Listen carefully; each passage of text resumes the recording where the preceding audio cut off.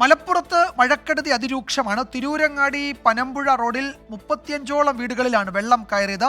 വെള്ളിലക്കാട്ട് മേഖലയിൽ മണ്ണിടിഞ്ഞതോടെ വീടുകൾ തകർച്ചാ ഭീഷണിയിലാണ്. നാടുകാണി ചുരത്തിൽ റോഡിൽ വിള്ളൽ വീണു.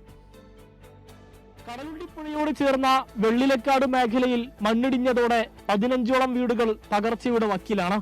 കനത്ത മഴയിൽ മണ്ണ് കുതിർന്നാണ് വീടുകളുടെ മതിലടക്കം പുഴയിലേക്ക് പതിച്ചത്.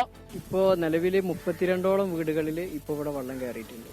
ഇപ്പോഴത്തെ സാഹചര്യം എന്ന് പറഞ്ഞാൽ എല്ലാവരും ഭീതിയോട് കൂടിയാണ് നിൽക്കുന്നത്. കയറാത്ത വീടുകളൊക്കെ ഭീതിയോട് കൂടിയാണ് നിൽക്കുന്നത്. അതേപോലെ തന്നെ ഇവിടുത്തെ മറ്റൊരു അവസ്ഥ എന്ന് പറഞ്ഞാൽ ഈ കയറിയ വീടുകളൊക്കെ അവരുടെ ബന്ധുവീടുകളിലേക്കാണ് പോയിട്ടുള്ളത്. പനമ്പുഴ മേഖലയിൽ 35ഓളം വീടുകളിൽ വെള്ളം കയറി. 100ഓളം വീടുകൾ അപകട ഭീഷണിയിലാണ്.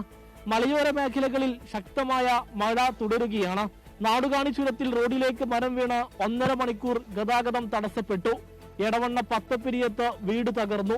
കളരിക്കൽ ലക്ഷ്മിയുടെ വീടാണ് തകർന്നത്. കൂട്ടിലങ്ങാടിയിൽ കാടാമ്പുഴ റൂട്ടിൽ പഴമണ്ണൂർ റോഡിൽ ഓടിക്കൊണ്ടിരുന്ന ബൈക്കിന് മുകളിലേക്ക് മണ്ണിടിഞ്ഞു. യാത്രക്കാരൻ അത്ഭുതകരമായി രക്ഷപ്പെട്ടു. കൊണ്ടോട്ടി പെരുവള്ളൂർ കുന്നത്തുപറമ്പ് വെള്ളടാങ്കിന് സമീപം കുഴക്കയിൽ കുണ്ടിൽ മണ്ണിടിഞ്ഞു. 5 വീടുകൾ അപകട ഭീഷണിയിലാണ്.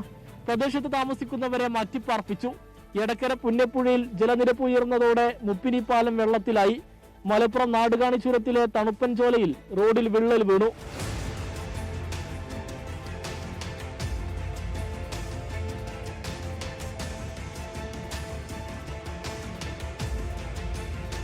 പതിനഞ്ച് മീറ്റർ നീളത്തിലാണ് റോഡിൽ വിള്ളൽ രൂപപ്പെട്ടത്.